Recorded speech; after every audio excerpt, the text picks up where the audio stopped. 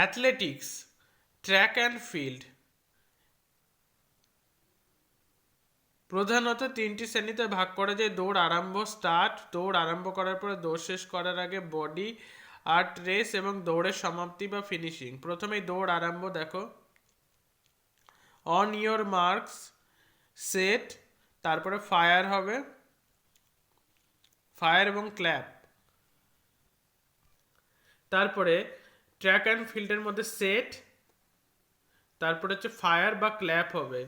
মধ্য এবং দীর্ঘ দূরত্বের জন্য দাঁড়িয়ে দৌড় আরম্ভ, অন ইয়োর মার্কস প্রথমে, তারপরে ফায়ার এবং ক্ল্যাপস।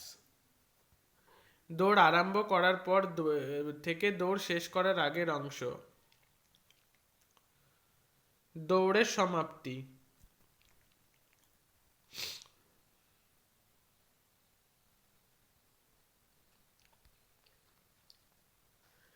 এরপরে দীর্ঘ লম্ফন।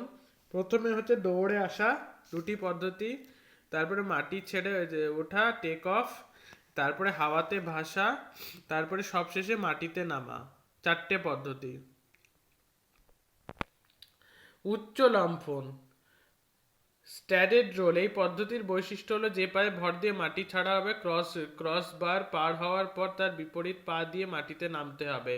প্রথমে প্রারম্ভিক দৌড়, অ্যাপ্রোচ রান, তারপরে মাটি ছেড়ে ওঠা, টেক অফ, ক্রস বার অতিক্রম করা, আর মাটিতে নামা, ল্যান্ডিং।